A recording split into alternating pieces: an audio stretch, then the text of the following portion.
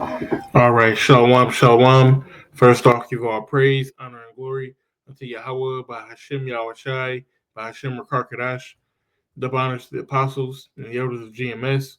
Salutes and honors to the elect, all the brothers across the four corners who are enduring in truth and sincerity, all the men and the women who follow. This is Brother Kratazah coming back at you with another lesson through the spirit and power of Yahweh Hashem Yahushai. This one being called Romans on Fire.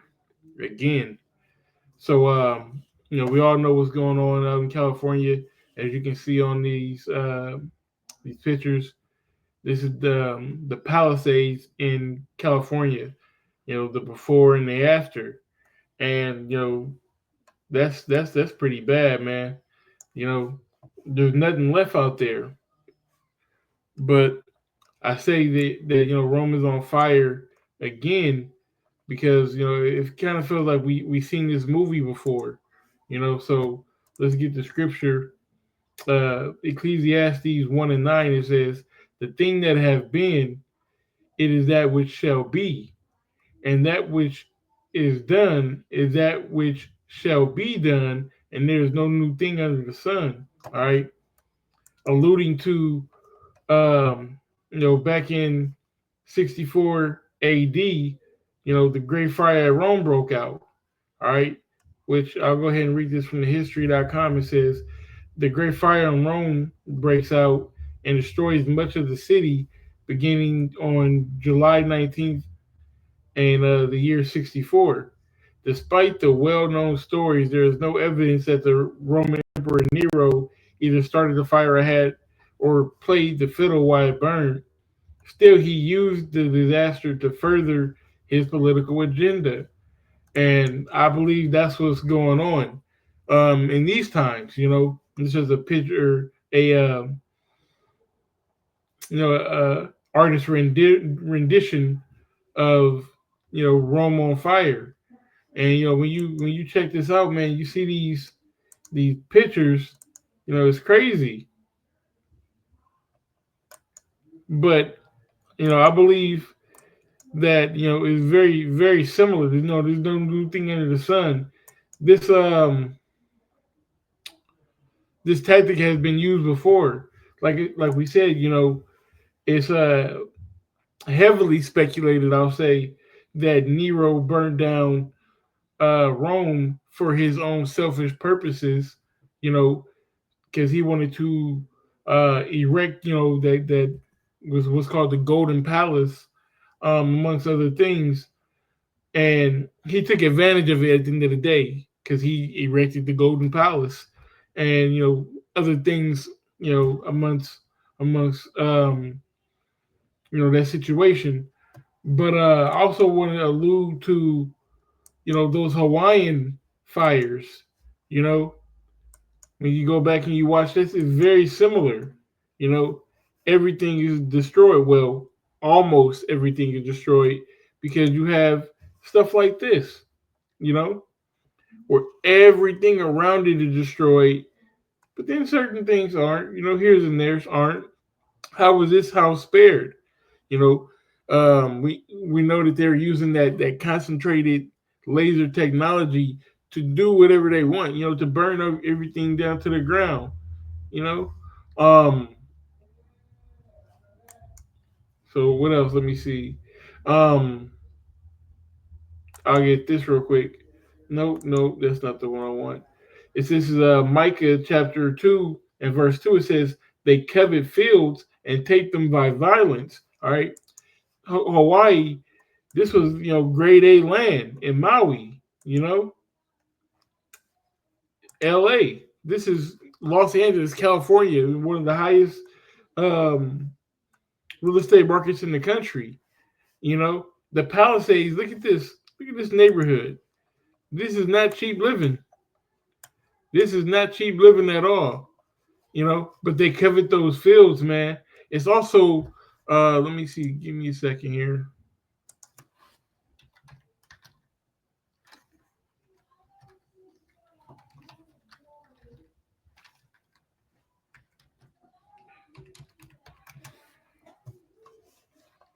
See, Evangelist Smart LA 2028.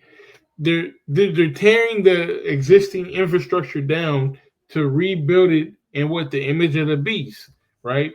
Los Angeles is working to become a 15-minute city, which is an urban planning concept that aims to make everything residents need within walking distance. The city is also developing a smart city strategy called Smart LA 28, which includes new goals for transportation, work, and living. Right. So how do you do that? If people own land, if people have businesses that's been passed down from father to son to father to son, or you know however it is, it was passed down, they're not going to give up these places. And like I said, this in California, this is prime real estate, Slakia. This is prime real estate. Really, anything in California is prime real estate because you can get, you know let me see, um low end rent in California.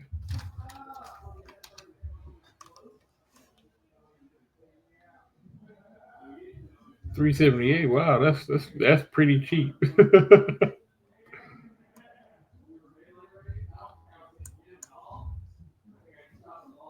All right, I shouldn't have went to that, but we just read it right here. Redding, California is one of the cheapest places to live in California, with an average rent of 1,142. The average rent for a one-bedroom apartment in Redding is $1,115. All right, now low cost of living here in Nebraska, where I'm at.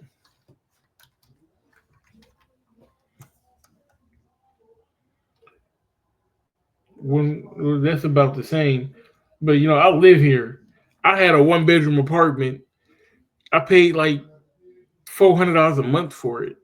Now that same apartment is probably $600 a month, maybe $700 a month now, because everything is going up. But I guarantee you, it's not like California. Let me see. 2,000 square feet house in Nebraska cost. 2,000 square foot house in Nebraska. All right, 200,000 to 400,000. All right, let's put California right here. And now you're talking 400,000 to 800,000. All right, you're not getting any extra house. It's the land that the house is built on. All right, California is just worth more. All right, and they're burning it to the ground. All right, and oh, matter of fact, let's get that. It's a lot of weird shit going on. Um, with this weather. See if I can.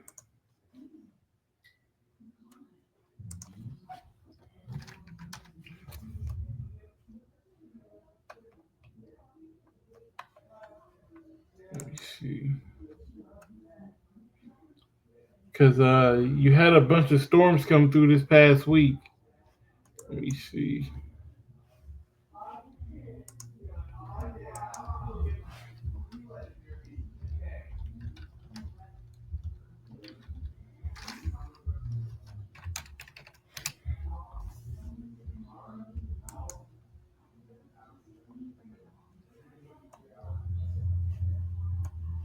Yeah, just bear with me here.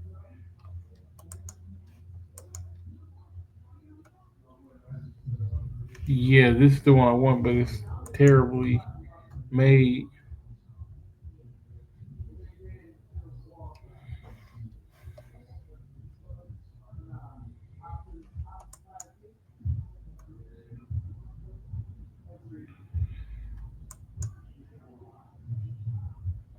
Right. So okay.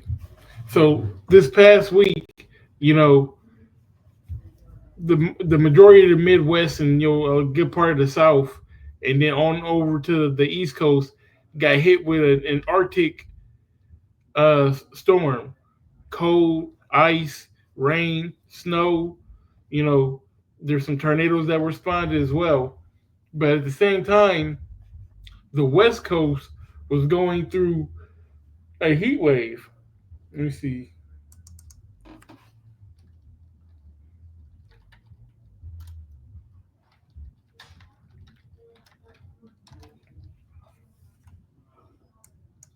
Yeah, so look at this. So why is um a winter storm, here in the Midwest, it's hot as hell out in California.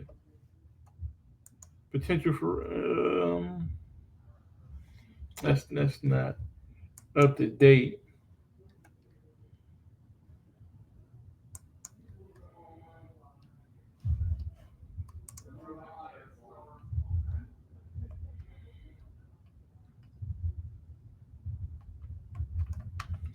What's the weather in California today? Let's see.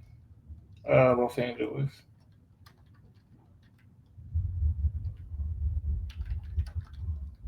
And I fucked that up. It's cool. It's 70 degrees. And let me see. Is Los Angeles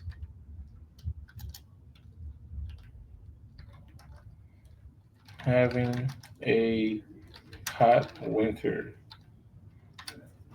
24 25?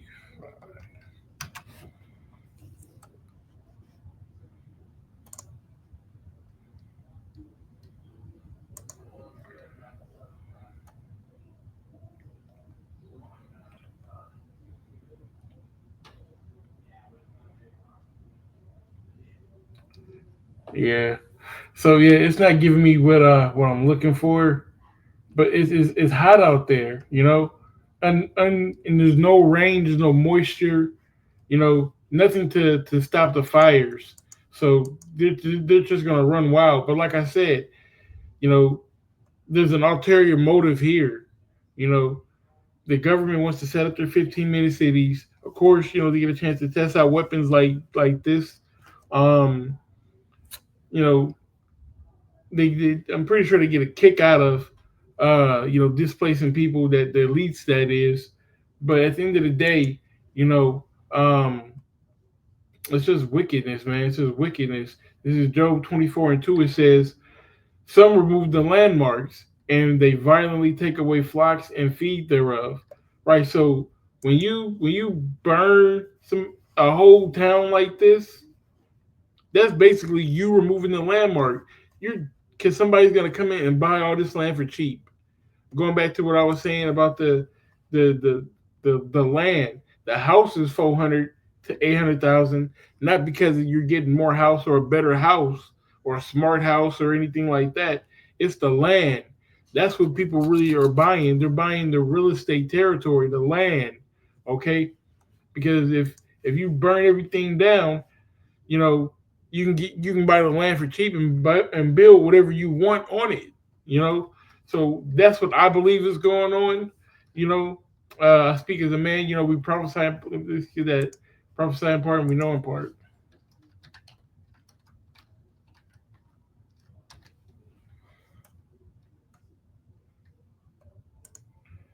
Right. This is 1 Corinthians 13:9. It says, "For we know in part and prophesy in part." We know that the illuminated ones have this plan, and we've seen their track record. So we know that they be up to no good, but I can't say definitively that this is what's going on. This is my spiritual eye looking at the situation for what it is, and prophesying in part and knowing in part. So really, that's all I really wanted to get into, just to give that perspective of Rome is on fire again. All right, Rome is burning again. Um, Similar to the time of Nero, who was said to have set the fires. I believe that these fires have been commissioned from up top to get rid of the land so that they can come in, buy it for cheap, and do whatever they will with it. All right. So, Lord's word, this was edifying, and we give all praise, honor, and glory unto Yahweh by Hashem Yahushai, by Hashem Rakakadash. We give double honors to the apostles and the elders of GMS. Salutes and honors to the elect, all the brothers across the four corners who are enduring in truth and sincerity, all the men and women who follow. Shalom.